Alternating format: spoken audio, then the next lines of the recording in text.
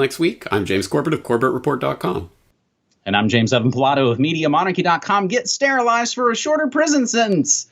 We've got that story plus Toronto's DIY staircase scandal. But first, China shuts down 3,918 illegal websites in the second quarter. A total of 3,918 illegal websites were shut down by China's internet watchdogs from April to June of 2017. The Cyberspace Administration of China said in a big statement this past Saturday. The websites included those that published content that, of course, jeopardized national security, that old classic, and those that spread violence, vulgarity, ungrounded rumors. Up to 316 cases related to illegal websites were handed to judicial organs in the same period. More than 810,000 illicit cyber accounts were also closed in the second quarter of the year. Now, James, this is all a part of kind of a giant push that's been going on in China, and longtime watchers of New World Next Week will know that this is not a new story, and we have been covering this. Another interesting angle to this is a sort of what they're calling a media purification. The Global Times is calling it. In the past few weeks, a series of new restrictions on online media has been released. A few video streaming sites had their content removed, and shows and forums being closely monitored to purify the online environment. Bilibili, a popular Chinese video sharing website, they were the ones who had a lot of their things sort of removed. And it almost smacks of, James, sort of what Google and the rest are trying to do here in the States. If I sort of Google, I want to join ISIS, it'll give you these recommendations for, countering the extremism. And it seems like this is a similar thing. While it's not necessarily terror related, it's more about sort of the moral code, I guess, James? Yeah, well, this is the future of internet censorship, I think, globally, but this is where it starts and this is what it looks like. So just as we saw China talking about the idea of social credit scores, post something nice about the government on social media and you get extra points and you can redeem them for, getting your visa to go on a trip abroad or whatever. Well, Canada comes out a couple years after that with carrot rewards. Hey guys, if you take your flu shot, then hey, you can get some points and redeem them for, Petro Canada points or whatever.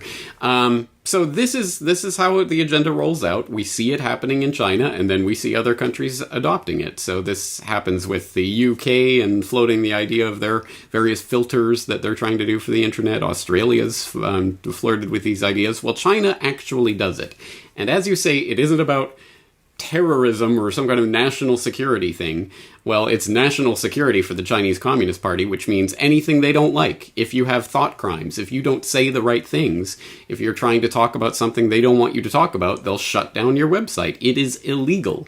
And this pervades the entire mindset of the Chinese government, and it filters down to the Chinese people, who have really two options. One, well, just go with it. What are you going to do? Or two, try to get around the Great Firewall of China by things like VPNs. Well, of course, we've seen the Chinese government cracking down on VPNs, and I think you might have a follow-up story on that regard. But before we get to that, I think it's important for this story, again, there's nothing fundamentally new about this. The fact that the Chinese Communist Party believes they own the Chinese people and the Chinese internet, and they decide what's legal and illegal, and they won't let you look at those vicious ideas they don't like. There's nothing new about this story. We already know it, and we know that this is the ultimate end goal of the technocrats worldwide. So let's just use this as a moment for reflection for all those rah-rah, BRICS are gonna be they're gonna be the anti-NATO, oh yay, the BRICS will save us from everything, like the Chinese Communist Party that has this level of control over the internet. You really think they're gonna be the saviors? They're gonna be the ones that we want in charge instead of the American empire? It's just clownish thinking to believe that the Chinese government has anyone's interest in mind but their own. And, welcome to reality. This is the future of the internet.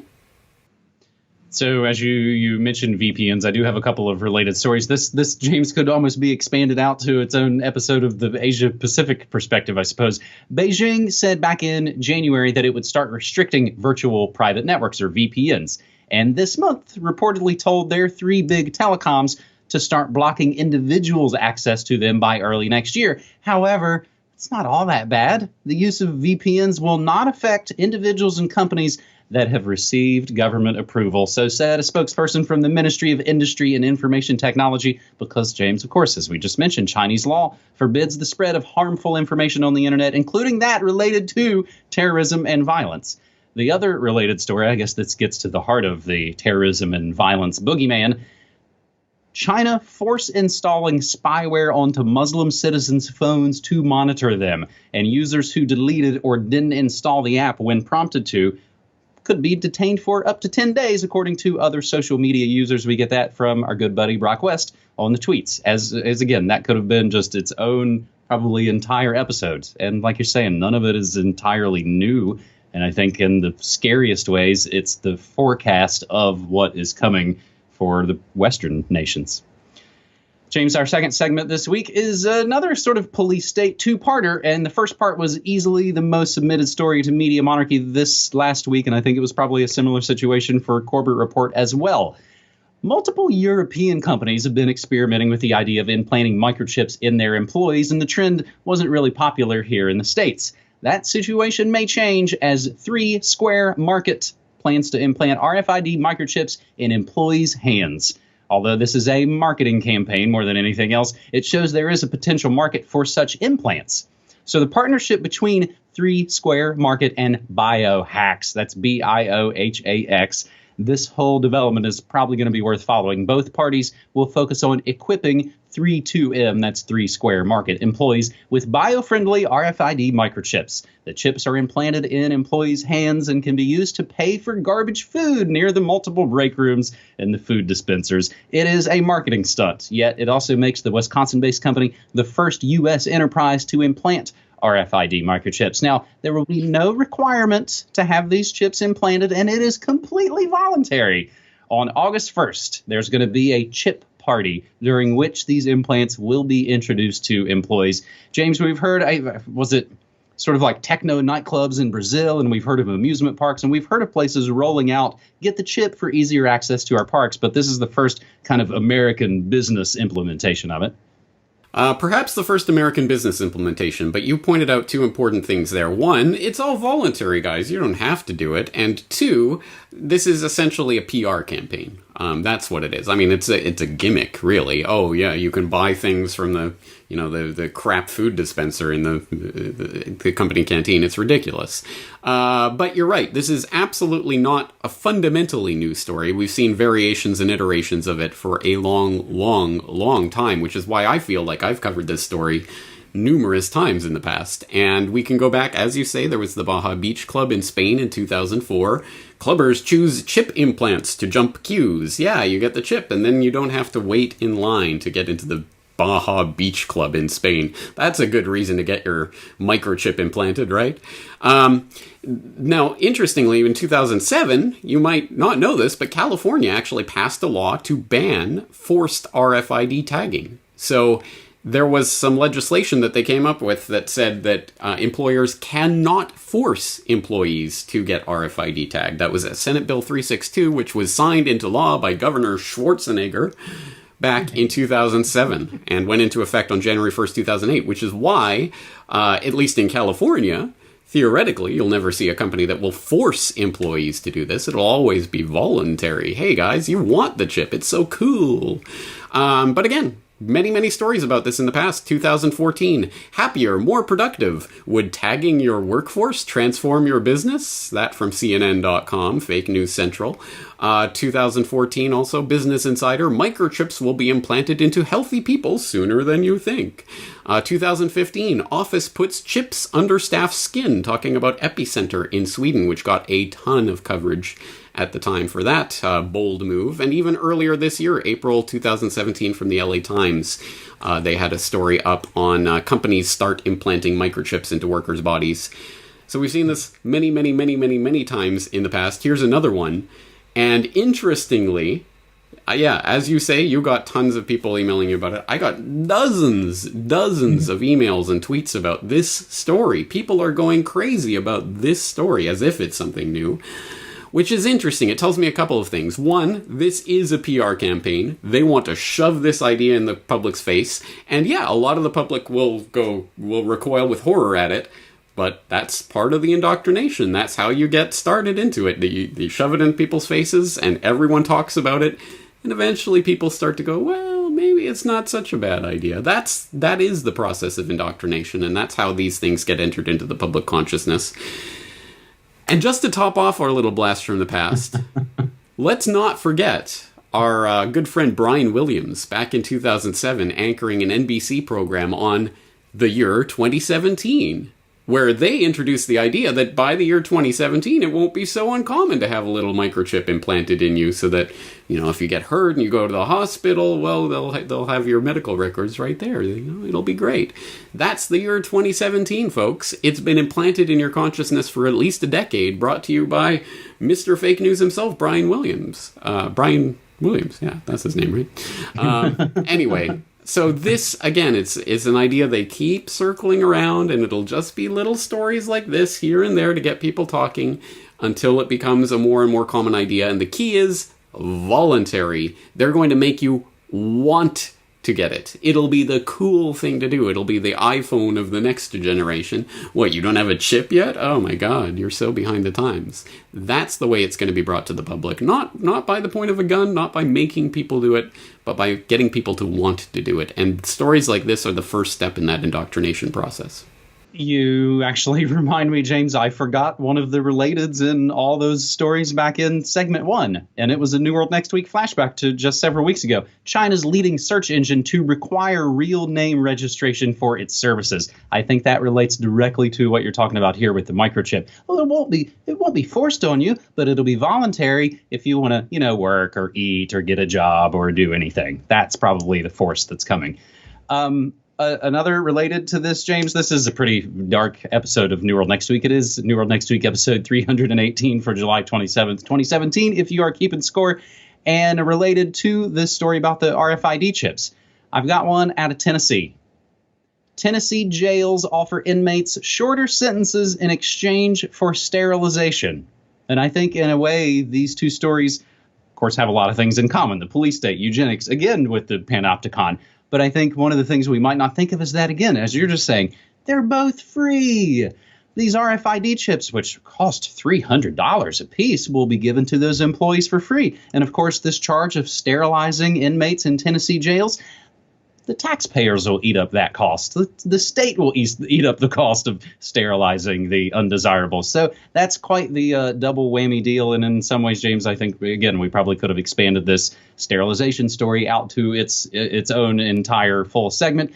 And for a little bit more about that, I did actually talk about that story this morning on my own Morning Monarchy. If I can do a shameless plug here, I do an hour-long live radio broadcast each and every morning, Monday through Friday, and go over a lot of these areas that, James, I may just sort of mention them in the short version as the days go by, and hopefully here on New World Next Week, we can hopefully maybe revisit them sometimes and expand on them more. And again, everything we say and play always included in the show notes. So, nobody has to take our word for any of this.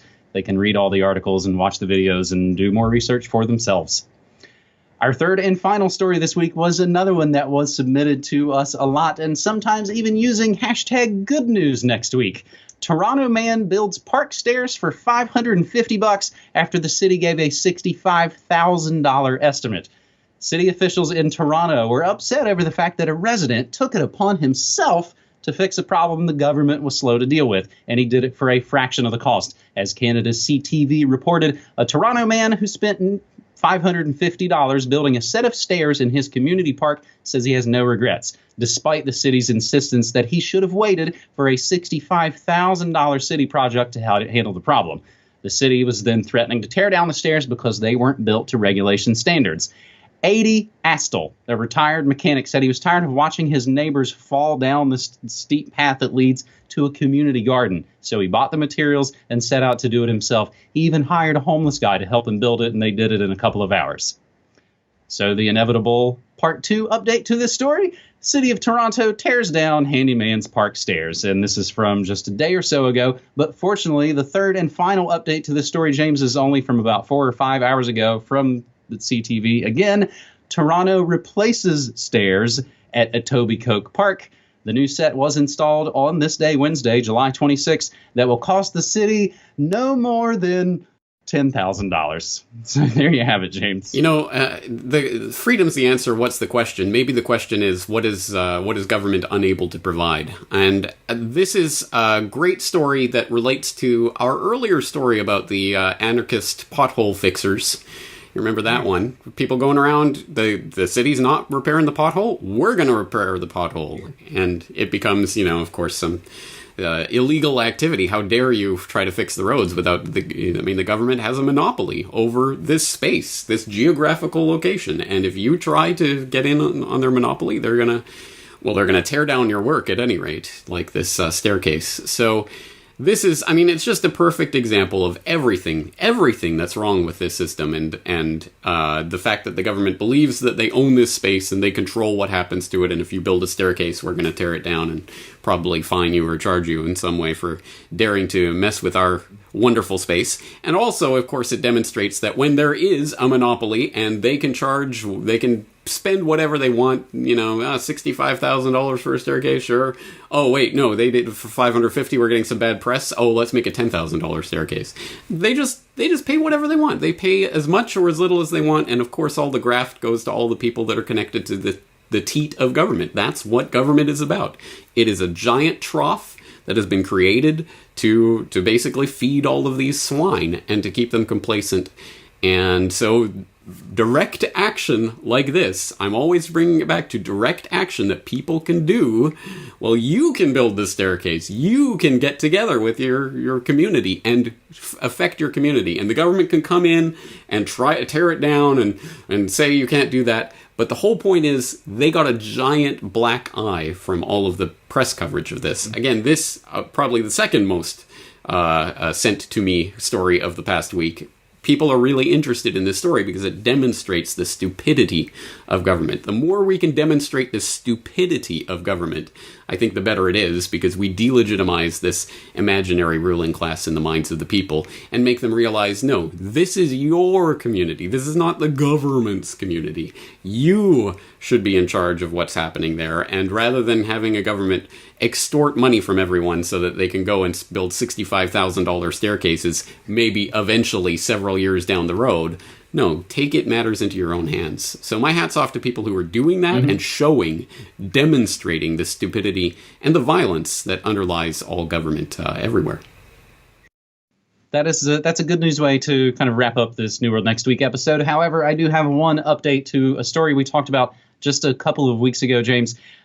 DARPA announces $65 million in funding to make CRISPR gene editing safer and more effective. This just 4 weeks after we reported for you that CRISPR gene editing can cause hundreds of unintended mutations. James, I believe I also saw a tweet just as we were kind of going to air here that some of the first CRISPR gene editing done on human embryos was maybe just performed, and I think it was probably performed right here in Portland, Oregon, which is where the anarchists were taken to the streets to fill in the potholes. So we'll include that, just again, include everything that we say in place so people can do the rest of the research. And we'll implore you that if you like this work, if you find independent, non-commercial alternative media valuable, we appreciate your support and becoming a Patreon or becoming a subscriber in any of those numbers of ways to support our work. James, I'll throw it back to you for a little bit of deprogramming notes to wrap up this episode. Yes, well, I just want to let everyone know it is summer, so James and I and our schedules are going to be a little bit looser over the next couple of weeks. So I'm not planning on taking vacation per se, but there will be less, I think, coming out from the corporate board in the next couple of weeks, including no New World Next Weeks for the next couple of weeks. We'll be back later in August, and we'll set that time later on, but at any rate, just keep in mind that the New World Next Week will have a brief summer hiatus. And that will do it, James. I'll throw in the one last bit that when we do return, I'll be a little bit older, a little bit wiser, and ready to continue on making media monarchy. All right. Thanks, buddy. All right, excellent. Let's do it again in a couple weeks. See you then. All right, take care.